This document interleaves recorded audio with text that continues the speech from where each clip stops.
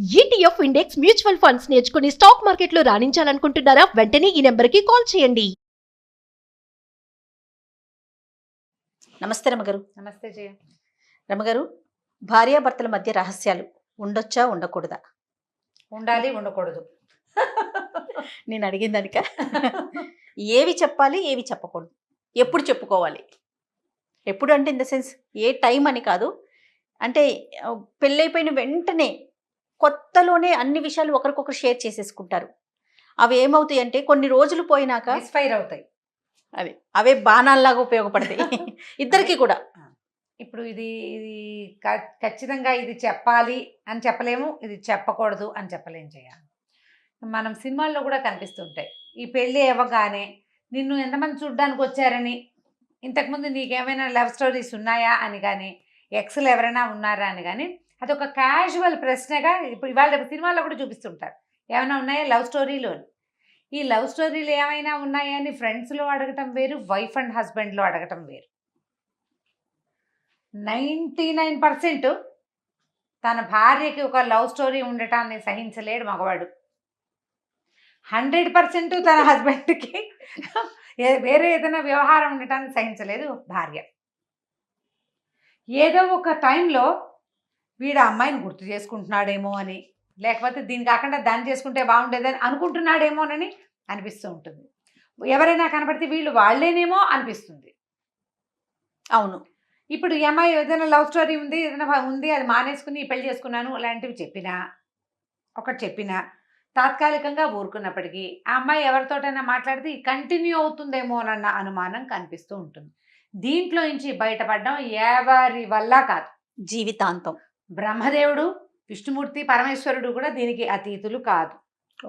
మహాకాళి, మహాలక్ష్మి, మహాసరస్వతి కూడా ఇందులో భాగమే. వాళ్ళు కూడా వాళ్ళ వల్ల అవ్వదు, మనుషుల వల్ల కాదు. ఇది దేవతలుగా ఉంటే వాళ్ళకు ఓకే, వాళ్ళు మనుషులైతే వాళ్ళు కూడా మనలాగానే ఉంటారు అంతే.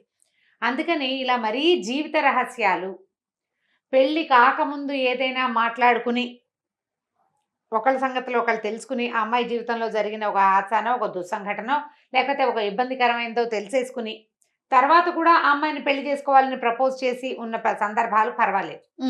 అలా కాకుండా మనం అలాంటివి ఏ విషయాలు తెలియకుండా వివాహానంతరం కనుక ఇలాంటి విషయాలు ఏవైనా మీ నోటితోటి మీరు కన్ఫెస్ చేసినా చెప్పినా ఇబ్బందులు రావచ్చు. ఒకటి ఇది మన సంగతులైతే, మన సొంత సంగతులైతే.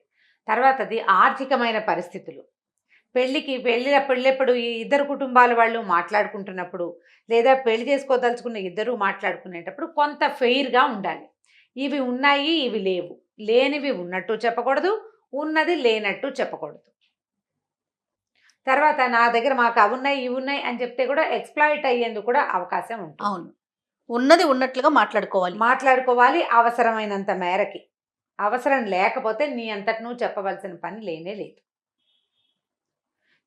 పెళ్ళి అనేది జయ ఎప్పుడు కూడా ఈ బ్యాడ్ వర్డ్ కానీ గ్యాంబ్లింగే. నిజంగా ఎప్పుడు ఆ ఏ రెండు ఫ్యామిలీల వాళ్ళు సజావుగా చక్కగా కలిసి ఉంటారో, ఏ రెండు ఫ్యామిలీల్లో తగాదా వస్తుందో అసలు తెలియదు. కొన్ని పెళ్ళిళ్ళలో పెళ్ళైన నెల తిరగకుండానే పోట్లాడుకు చచ్చేవాళ్ళు ఉంటారు. దేని మీద? డబ్బుల మీద, ఆస్తుల మీద. ఆ తర్వాత ఏమో ఈ అబ్బాయి అమ్మాయిల తాలూకు ప్రీవియస్ జీవితపు స్నేహాల వల్ల కానీ, వాళ్ళ పరిచయాల వల్ల కానీ, వాళ్ళ పరిస్థితుల వల్ల కానీ కొంతమంది 10 ఏళ్ళైనా కూడా ఏమీ తగాదాలు రాకుండా చక్కగా ప్రశాంతంగా ఉండేవాళ్ళు జీవితాంతము. ఒకవేళ వాళ్ళకి ఏమైనా ప్రాబ్లమ్స్ ఉన్నా కూడా వాటిని అర్థం చేసుకుని వాటితో సర్దుకుని ఉండేవాళ్ళు ఉంటారు. ఇప్పుడు కొత్తగా పెళ్ళవుతున్న ఈ జంట ఈ 3 కేటగిరీలో ఏ కేటగిరీలోకి చేరతారో మనకు తెలియదు, చెప్పలేకపోతాం.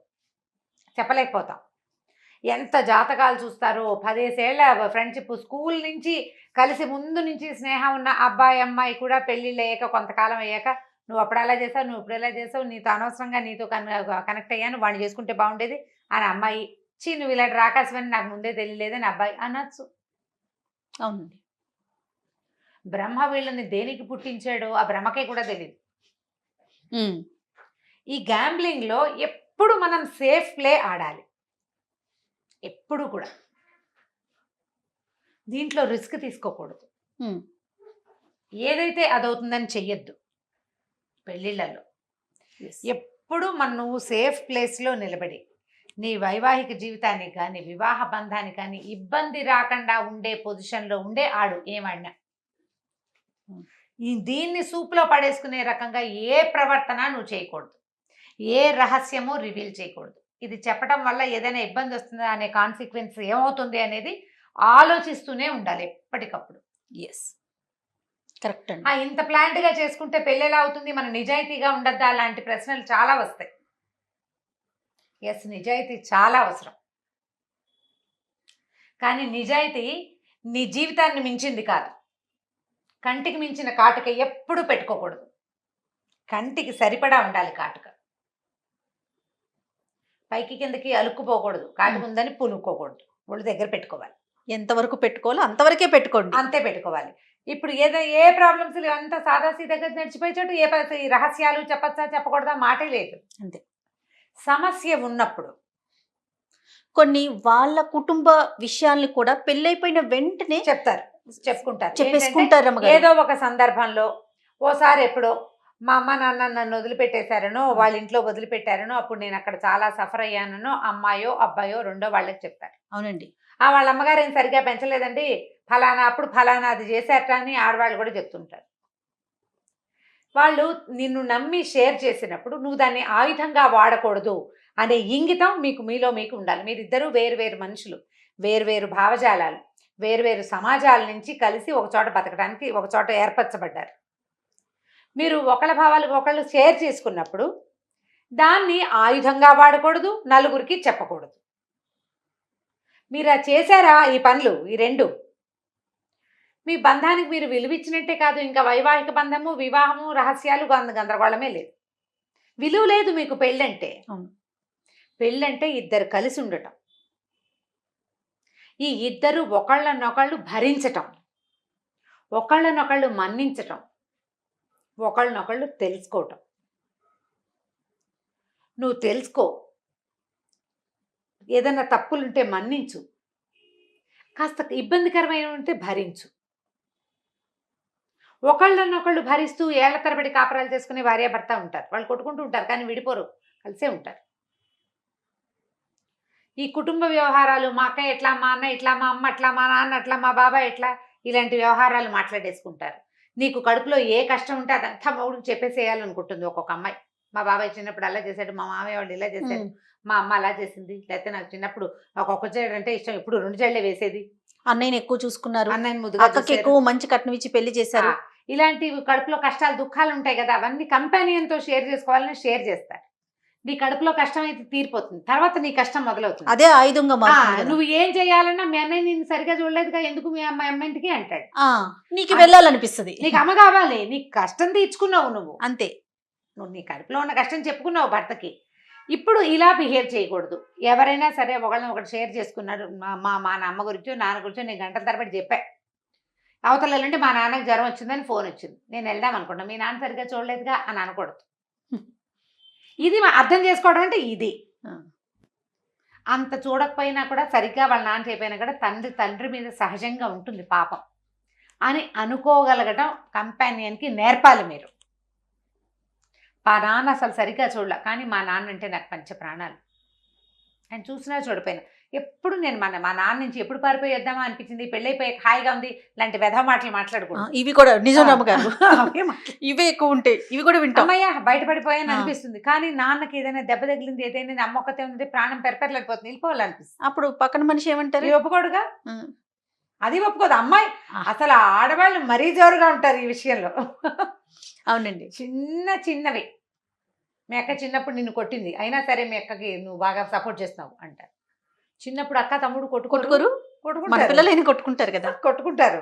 పెద్దయ్యాక అక్కకి ఏదైనా ప్రాబ్లం వస్తే అక్కకి సపోర్ట్ చేయకూడదని ఉంటుంది అమ్మాయికి.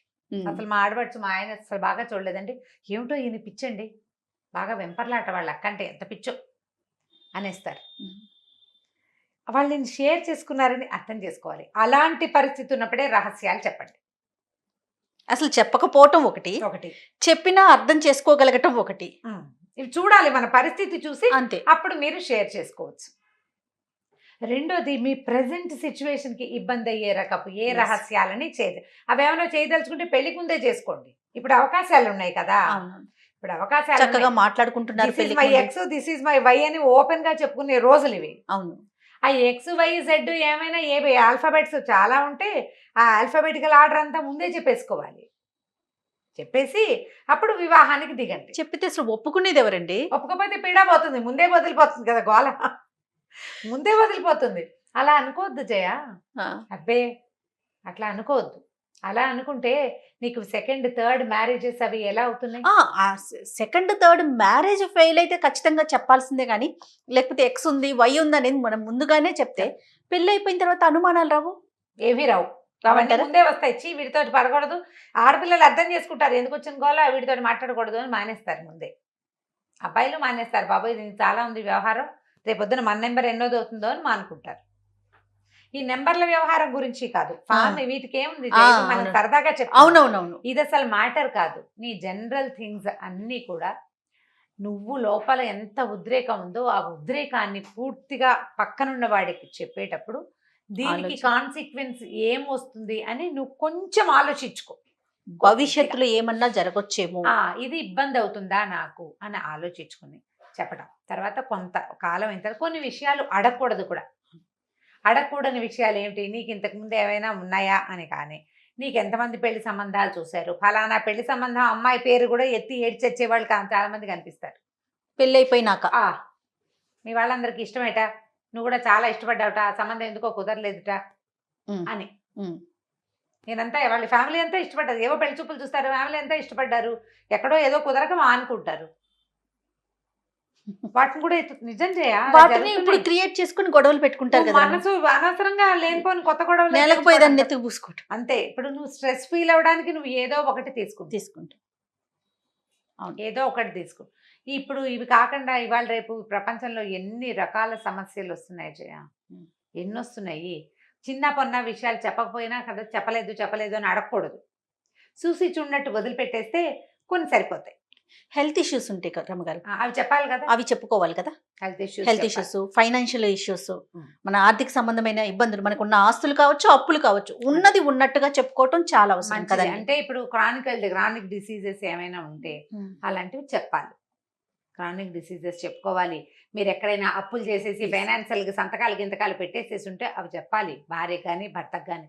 ఎందుకంటే అవి మీ ఫ్యూచర్ని దెబ్బతీసేవి. మీ ఇద్దరు కలిసి ఉండాలంటే ఇలాంటివి కొన్ని ఖచ్చితంగా తెలియాలి. మనకున్న బాధ్యతల్ని చెప్పుకోవాలి. బాధ్యతలు నేను ఇది చేయదలుచుకున్నాను, ఇది చేస్తాను, చేయాలనుకుంటానని పెళ్ళప్పుడే ఒకసారి మాట్లాడుకుంటే, పెళ్ళైన తర్వాత మీరు ఏదైనా చేయదలుచుకున్నారు అనుకో, చేయదలుచుకున్నారు, ఎట్లా ఎక్కడికో వెళ్ళారు, ఒక అనాథ శరణాలయం ఏదో చూసారు, పిల్లలకి ఏదైనా చేయాలనిపించింది, ఏమంటే నేను చేయదలుచుకున్నాను అని చెప్పి అక్కడ మాట ఇచ్చేసి ఇంటికి వచ్చాక నువ్వు వీడు ఒప్పుకోకపోతే పోట్లాడి అది చేయకూడదమ్మా, అది కాదు పద్ధతి. ఇంటికి వెళ్ళి మాట్లాడుకుని చెప్తాను అని చెప్పి ఇంటికి వెళ్ళి మాట్లాడుకుని నువ్వు 25,000 ఇచ్చేద్దాం అనుకున్నావు, అతను ఒప్పుకోలేదు, పోనీ ఒక 5,000 ఇస్తానండి, ఒప్పించుకొని చేసుకోవడం మంచిది. నెలకు ఒక 20,000 అంత కాకపోతే ఒక చిన్నదైనా నాకు ఈ సహాయం చేయాలనుందని ఒప్పించుకోండి.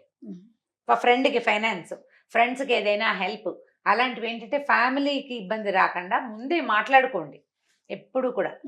ఆయన దారిని ఆయన మాట ఇచ్చేసి నీ దారిని నువ్వు మాట ఇచ్చేసి మీ ఇద్దరు కలిసి కొట్టుకుని తర్వాత నేను ఇంత చిన్నది చేస్తానన్నా ఒప్పుకోవట్లేదు, నా జీతం అంతా తిన్నారు, నా ఆస్తి అంతా తీసుకున్నారు, ఇలాంటి వ్యవహారాల్లోకి దిగద్దు. మీరు కలిసి ఉండాలనుకుంటే కనుక ఖచ్చితంగా ఏదైనా చేసేటప్పుడు దాన్ని కూబీగా చేసేయకుండా ఓపెన్గా చేయండి.